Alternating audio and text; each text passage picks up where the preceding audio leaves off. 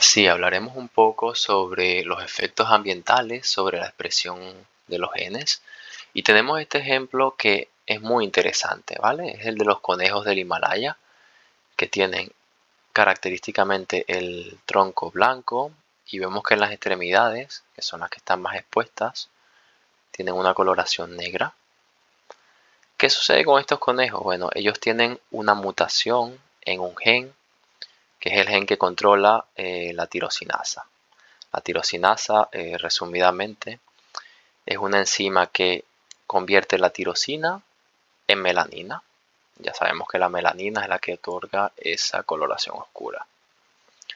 Entonces se quiso realizar un experimento para comprobar que efectivamente el ambiente, en este caso la temperatura, tenía un efecto en la activación de la tirosinasa.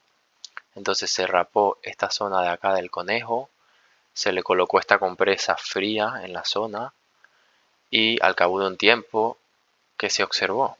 Bueno, que precisamente había crecido o había aparecido una coloración oscura negra en esta zona, demostrando así que efectivamente la tirosinasa se había activado, ya que es una enzima que a temperaturas cálidas, específicamente más de 34 grados, se inactiva y no produce la melanina.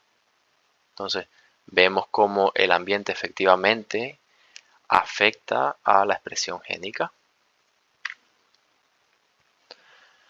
Aquí tenemos un esquema de lo que se conoce como norma de reacción.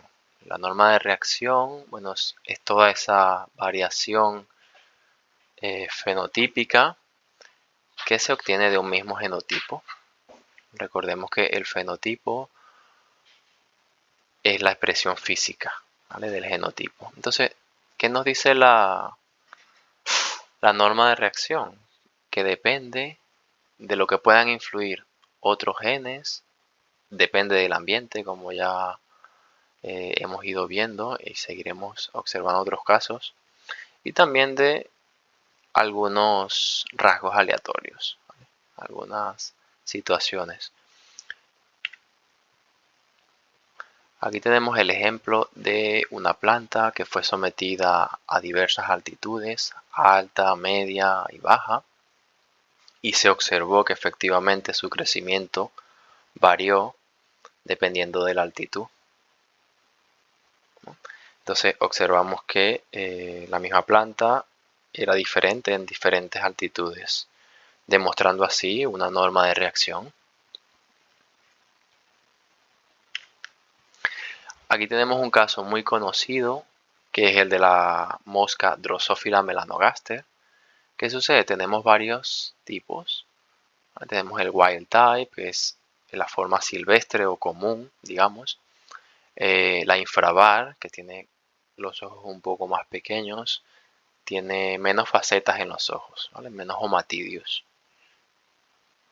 Y tenemos la ultravar, que los tiene aún más pequeños, tiene muchas menos facetas. Entonces, ¿qué pasa? Aquí tenemos un esquema que nos demuestra cómo el número de facetas está influenciado por la temperatura. Vemos en el wild type que si aumentamos la temperatura, ¿qué sucede? Pues el número de facetas disminuye. En el infravar, si aumentamos la temperatura, sucede exactamente lo contrario. El número de facetas sube. Y en el ultravar, notamos que también baja, pero una proporción más grande que la wild type. Entonces, otro claro ejemplo de cómo el ambiente influye. Y por supuesto, colocamos un ejemplo de los seres humanos, ¿vale? Y sucede que una persona puede tener un genotipo que predispone a una mayor altura. Pero ¿qué sucede si durante el desarrollo embrionario no hubo una alimentación correcta, ¿vale?, hubo carencias de nutrientes? Pues quizás esa persona no llegue a ser tan alta como pudo haber sido, ¿vale? Los genes quizás no se expresan completamente o se expresan de manera diferente. Y esto incluso lo podríamos aplicar para muchísimas especies, ¿vale?, no solamente los seres humanos. Si tenemos una planta y por carencia de luz, por carencia de nutrientes, los genes que tienen quizás no terminen expresándose de manera adecuada. Vemos un esquema acá, ¿vale? Ya hemos hablado de los genes, del fenotipo, que es la forma física, ¿no? Cómo se expresan, y del ambiente, de cómo va influyendo. ¿Qué sucede? Si tenemos, por ejemplo, un gen de tipo A influenciado por un ambiente de tipo 1, que vemos acá, bueno, hay varios fenotipos. Entonces, no solamente depende de los genes ni del ambiente, sino del ruido de desarrollo. ¿Qué es el ruido de desarrollo? Es simplemente procesos aleatorios que ocurren durante el desarrollo que afectan el fenotipo, ¿vale?